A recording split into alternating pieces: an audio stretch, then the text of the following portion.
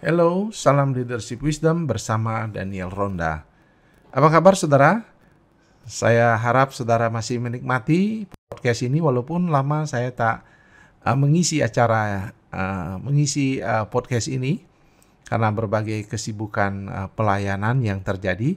Walaupun ini masih dalam masa pandemi, tapi ternyata cukup banyak pelayanan yang kami lakukan sehingga kami tidak sempat melakukan rekaman lagi, sehingga banyak waktu jeda kosong sehingga tidak sempat mengisi. Namun saya bersyukur kepada Tuhan karena pertumbuhan daripada listeners atau pendengar daripada podcast ini meningkat dan terus bertambah dan hampir 2000, dan saya senang karena jumlahnya bertambah dan saya yakin saudara sedang menikmatinya juga.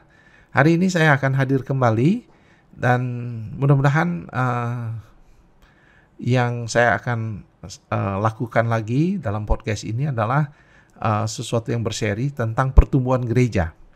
Jadi kita akan fokus membahas tentang pertumbuhan gereja karena dalam leadership kepemimpinan gembala, salah satu hal yang harus dikuasai oleh para gembala adalah bagaimana strategi menumbuhkan gereja mereka, membuat gereja mereka mengalami pertumbuhan.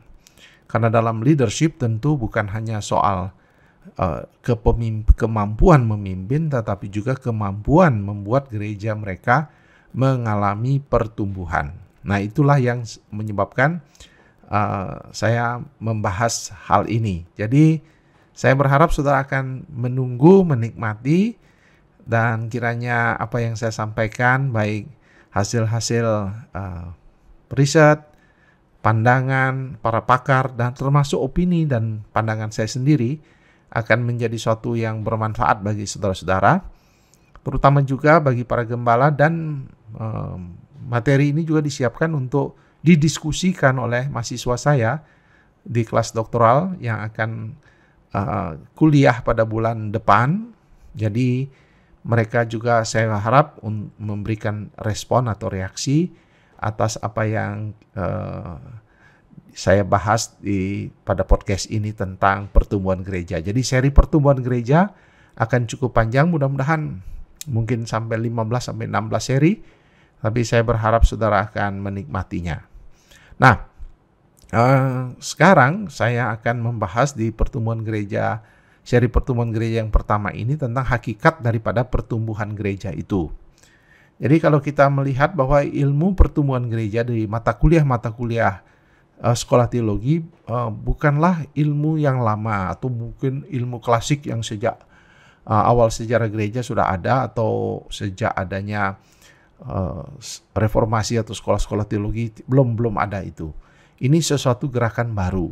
Nanti gerakan ini muncul gerakan Church Growth Movement atau gerakan pertumbuhan gereja ini muncul dipelopori oleh Donald McGavran dan juga Peter Wagner dan teman-temannya di Fuller Theological Seminary.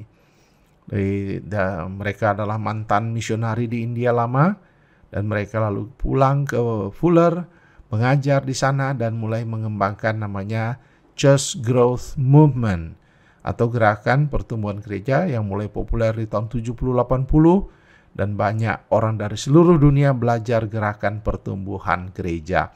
Apa yang menjadi karakteristik daripada gerakan ini? Gerakan ini memang mengangkat kisah para rasul sebagai sesuatu yang harus digali kembali, dimaknai dari sudut pandang church growth, pertumbuhan gereja. Itu sebabnya mereka sangat tertarik pada waktu kita membaca kisah para rasul misalnya, tertarik dengan perkembangan secara numerik atau perkembangan secara angka, pertumbuhan secara kuantitas ya. Dari 12 murid, kemudian dari 100 menjadi 120, 3.000, 5.000 dan seterusnya. Ada perkembangan numerik angka yang terjadi. Nah, ini dinyatakan bahwa jika gereja kisah para rasul mengalami pertumbuhan secara angka, maka adalah kehendak Tuhan, gereja Tuhan hari ini di zaman modern harus juga mengalami pertumbuhan secara angka, artinya secara kuantitas. Kemudian bukan hanya angka, tetapi juga pertumbuhan yang diamati di Kisah Para Rasul adalah pertumbuhan yang bersifat lokasi atau geografis, di mana mereka pelayanan Yesus dan gereja mula-mula mulai di daerah Yudea, kemudian ketika Pentakostal mulai dari Yerusalem, kemudian berkembang ke Yudea, Samaria, lalu seluruh Asia Kecil sampai ke Eropa, lalu sampai ke Roma dan seluruh dunia. Nah, itu dilihat sendiri nyata di dalam Kisah Para Rasul. Perkembangan itu sampai Rasul Paulus sampai membawa Injil ke berbagai tempat di belahan bumi yang luasnya sangat luas sekali, melampaui apa yang terjadi di Palestina. Jadi itu yang dinyatakan bahwa jika gereja Kisah Para Rasul adalah gereja yang bertumbuh secara lokasi, maka gereja juga hari ini harus melakukan hal yang sama. Begitu pula bukan hanya sekedar geografis, tetapi kualitas iman lewat pemuridan, kualitas iman lewat sehingga menjadi orang yang dewasa rohani. Nah, gerakan pertumbuhan gereja ini sangat menekankan kepada angka dan numerik, sehingga prosentase dan sebagainya dihitung begitu rupa secara ilmiah dan dibuat kajian-kajian khusus, sehingga mereka misalnya kehadiran minggu sebagai hal yang penting, bukan kalau dulu mungkin sebelum gerakan pertumbuhan gereja hanya fokus pada jumlah anggota yang terdaftar di gereja, tetapi sekarang misalnya tentang jumlah kehadiran pada hari Minggu dan seterusnya. Jadi gerakan ini mendapat tempat di seluruh dunia, dan banyak para teolog dan STT bahkan sampai di Indonesia menjadikan sekarang kuliah atau gerakan pertumbuhan gereja sebagai mata kuliah khusus yang disebut dengan mata kuliah pertumbuhan gereja. Nah, kemudian pada tahun 90-an muncul gerakan baru yang disebut oleh Christian Schwarz, seorang peneliti yang nanti kita akan bahas dalam seri berikutnya, tentang pertumbuhan gereja secara alamiah. Nah, pertumbuhan gereja secara alamiah. Apa maksudnya itu? Di mana Christian Schwarz berpandangan bukan pengejaran kepada numerik angka yang menjadi penting, tetapi bagaimana healthy church, gereja yang sehat, gereja yang bertumbuh secara alami, sehat, itu akan menyebabkan pertumbuhan jumlah atau angka. Jadi bukan fokus kepada angka, tetapi pertumbuhan gereja yang sehat dan alami. Nah, itulah yang menyebabkan gereja sampai hari ini dikembangkan terus pelayanan daripada gerakan pertumbuhan gereja seperti itu, yaitu gereja yang sehat. Nah, itu yang menyebabkan terus bertumbuhnya momen-momen, dan nanti kita akan bahas dalam seri-seri berikutnya bagaimana perkembangan itu terjadi. Gereja yang memiliki tujuan, Rick Warren, gereja yang 9 tanda gereja yang sehat, Mark Dever, dan sebagainya. Banyak sekali tokoh-tokoh pertumbuhan gereja mengembangkan teknik gereja mereka bagaimana bertumbuh. Nah, itu hanya sebagai awal yang kita akan bahas dalam pertumbuhan gereja, seri pertumbuhan gereja ini.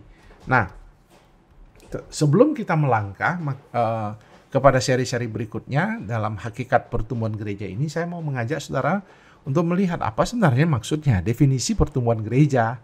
Jangan sampai saudara melangkah nanti mengikuti podcast selanjutnya, saudara nggak ngerti nanti apa itu pertumbuhan gereja. Nah, jadi pertumbuhan gereja adalah di mana kita membicarakan tentang yang saya ambil definisinya dari